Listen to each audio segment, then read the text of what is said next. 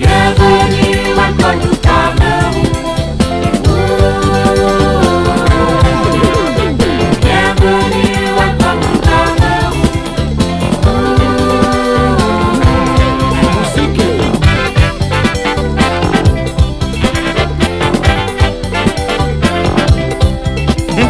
Bienvenue, welcome to Cameroun. Bienvenue, welcome to Cameroun. Et les monarques.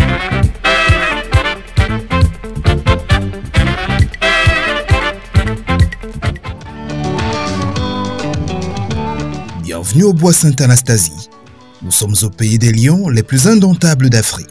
Paysan, avec ton combreau neuf, ton chapeau, baréolé, tes souliers éculés. Parc public le plus fréquenté de Yaoundé, la capitale. Le Bois Sainte-Anastasie, véritable havre de paix, est un lieu touristique attractif et prescriptible grâce à son côté naturel, c'est vrai.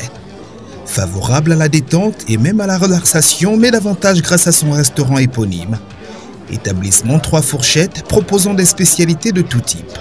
Partant de la cuisine occidentale aux divers mets oléagineux, traduisant ainsi la large variété de la culture culinaire camerounaise. Madame Maïté est la propriétaire des lieux. Je n'ai pas fait d'école de cuisine. J'ai appris sur le tas. Je commence en fin 82. Le restaurant s'appelle l'Agora. Je suis formé sur le tas par des employés chevronnés. Et jusqu'aujourd'hui, vous pensez que ça fait quand même longtemps. Je ne peux pas vous raconter tout ce que j'ai traversé. J'ai traversé de beaux moments, j'ai traversé des moments difficiles. Nous avons connu en 89 la crise. 90 c'était la tripartite. C'est reparti après 90. Au jour d'aujourd'hui, bon, je crois que la cuisine camerounaise est quand même a déjà une place sous le soleil. Nous avons quelques restaurants qui font de la cuisine camerounaise tous les jours, de très bons restaurants. Comme vous avez vu celui-ci tout à l'heure, là.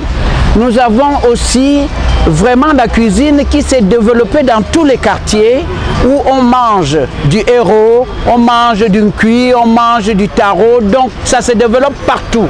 La cuisine camerounaise est en pleine expansion, mais nous voudrons encore l'encadrer pour que ce soit bien structuré, que ce soit dans la propreté, que les étrangers, quand ils arrivent, qu'ils ne se sentent pas en insécurité.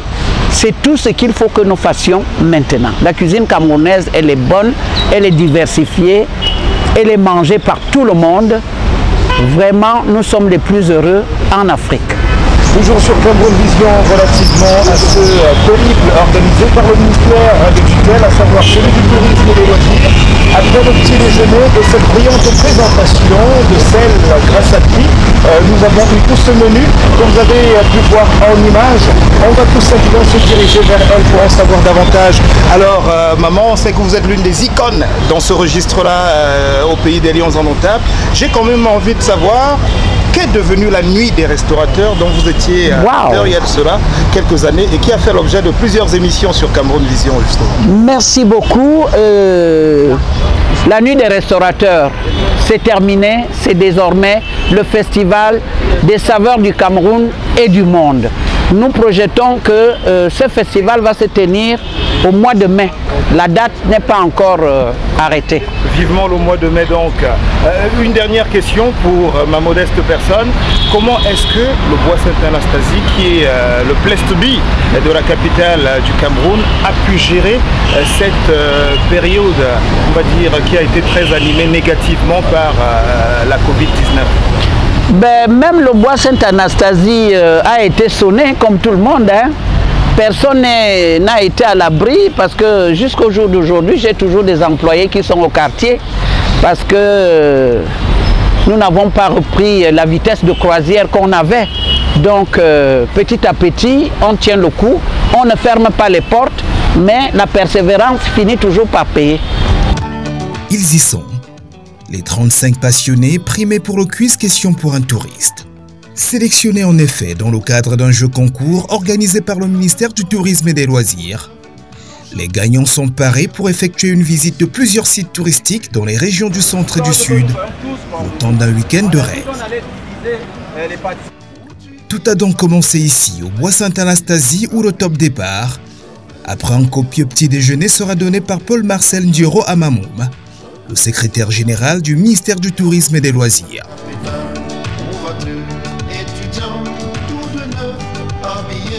Le paquet a donc été mis par le ministre d'État Bello Bouba Maïgari dans le but de promouvoir le tourisme interne, de donner l'opportunité à ses compatriotes de mieux s'intéresser à leur Cameroun natal, une offre visiblement bien reçue par les concernés. Louable et génial, l'idée en elle-même. Je suis très contente d'initiatives pareilles. C'est vrai qu'on vient tout le temps, mais on n'a pas, comment dire, soit le temps de faire ce genre de choses, de tourisme, ou alors on ne connaît pas les sites. On ne connaît pas exactement où on peut partir et tout. Mais là, franchement, je suis très contente, je suis très excitée à l'idée de faire ce voyage. Alors, premièrement, je suis très heureuse. En tant qu'ambassadrice de la destination Cameroun, je suis premièrement très heureuse. Je suis de l'extrême nord. J'ai les pieds dans le lac Tchad quand je suis chez moi. Et moi, j'ai eu de la chance par ma carrière professionnelle de faire du lac Tchad jusqu'à la côte. Mais il n'est pas donné cela à tout le Camerounais. Et c'est normal que pour discuter des problèmes de son pays, pour s'engager dans le développement de son pays, il faut le connaître. Et j'espère bien pouvoir partager ce moment-là avec tous ceux-là qui me suivent sur mes plateformes numériques, car en tant que Camerounaise, mon désir est de partager ce moment vraiment très heureux avec tous ceux-là qui me suivent, qui vont aussi découvrir ces centres touristiques-là avec nous. Donc j'espère que tout le monde sera vraiment très heureux de cette aventure, car pour ma part, je suis déjà très heureuse. C'est vrai qu'à chaque fois qu'on parle du Cameroun, on va plus parler des choses pas très positives, alors qu'il y a plein de choses à découvrir. Mon pays, il est merveilleux, il est magnifique. Donc je crois que cette initiative qui est enfin arrivée, parce que jusqu'à présent, quand on parle de tourisme, c'est les Blancs qu'on doit voir venir et partir et tout le reste, alors que vous et moi, nous ne connaissons même pas les réalités de notre territoire. Donc pour moi, c'est une heureuse initiative qui va permettre aux Camerounais d'aller découvrir ce qui est dans leur pays qu'ils ne connaissent pas, et puis promouvoir de bouche à oreille le tourisme. Peut-être que désormais, nous allons envoyer nos enfants en colonie de vacances, nous allons nous-mêmes, quand nous aurons des congés, nous déplacer. Je pense que les gens ne connaissent pas, alors qu'ils devraient aller découvrir. Et je pense qu'il faut de plus en plus parler, informer. Bon, peut-être qu'ils ne sont pas informés. Par exemple, moi, je ne connaissais pas trop tout ce qui est site dans le sud. Donc du coup, le fait d'informer, ce que fait le ministère du Tourisme et vous, les journalistes, c'est très bien. Mais je pense qu'il faut un peu plus faire. Et avec les ambassadrices comme ça et les réseaux sociaux, justement, ça va permettre à ce que voilà, tout le monde puisse être touché où il est. Mais je dis toujours aux gens, quand vous arrivez en Europe en été, vous ne découvrez rien. C'est le soleil que nous connaissons ici. Mais par contre, vous arrivez en hiver et qu'il y a la neige, ce qui n'existe pas chez nous. En ce moment-là, on dit, je suis allé découvrir ce qu'il n'y a pas chez moi.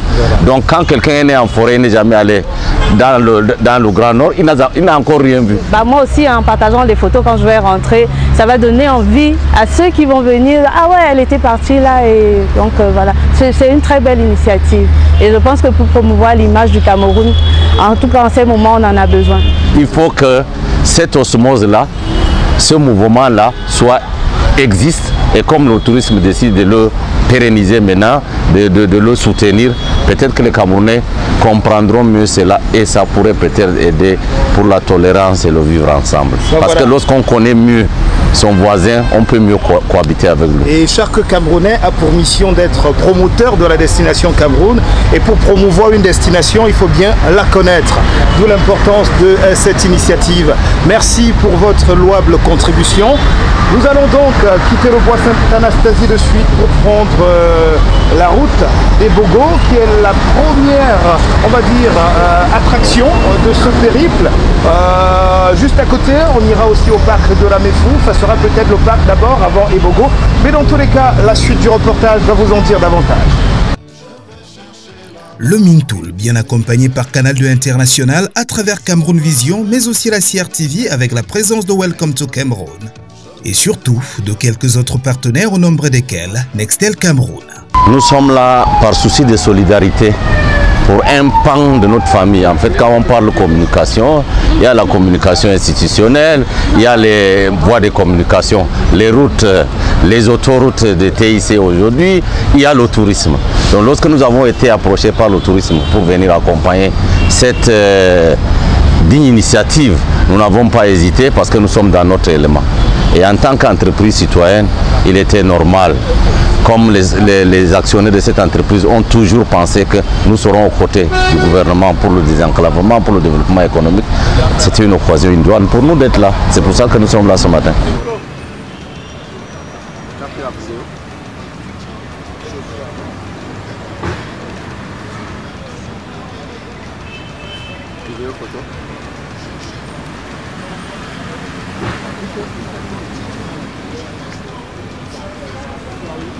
Notre taux de couverture aujourd'hui est de 90% du territoire national.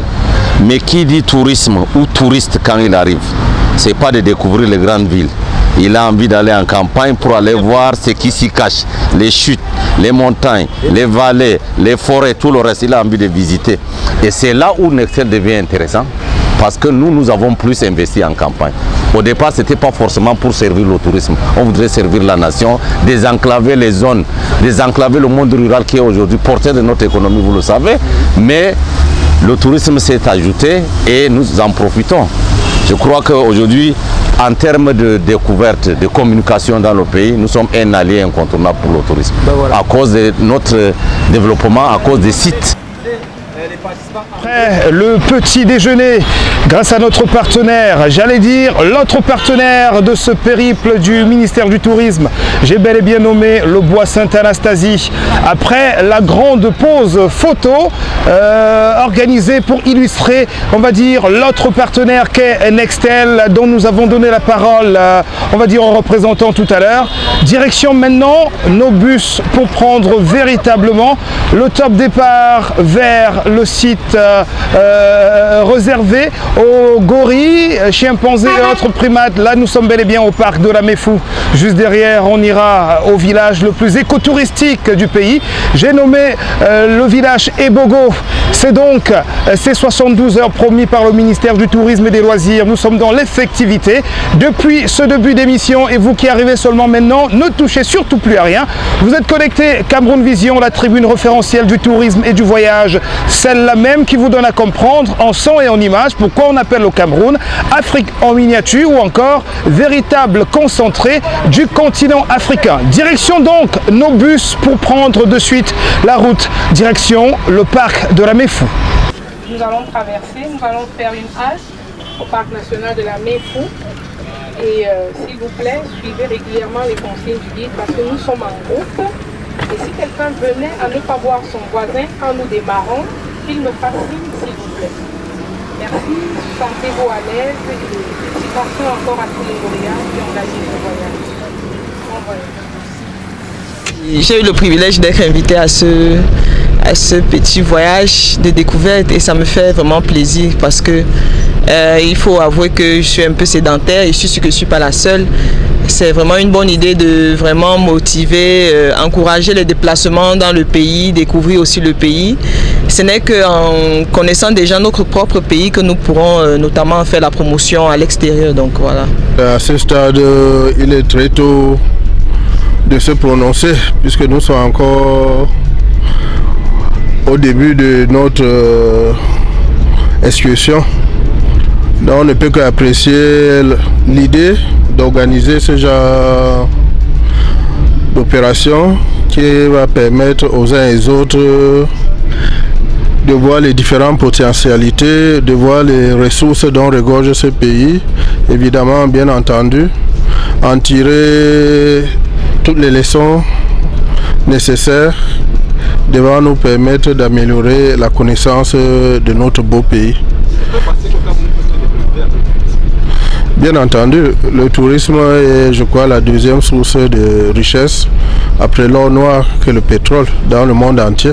Certes, dans notre pays, le tourisme est peut-être classé parmi les 15e sources de revenus, ce qui revient à dire que les autorités doivent seulement améliorer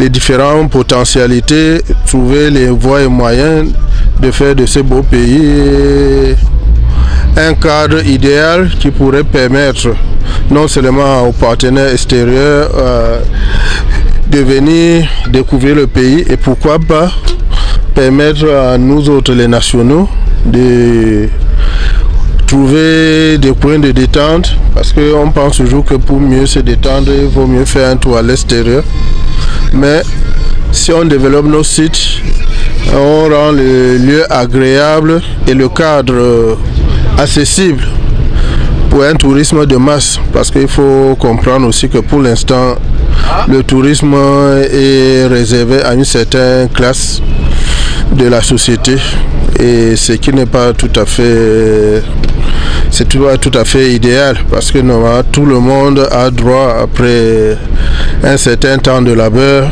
à des détentes qui permettent de reconditionner le corps humain. Donc il faudrait voir comment créer des conditions de tourisme de masse. Le ministère devrait aussi réfléchir en ce sens-là et ne pas limiter ce genre d'opération à quelques poignées de citoyens nantis.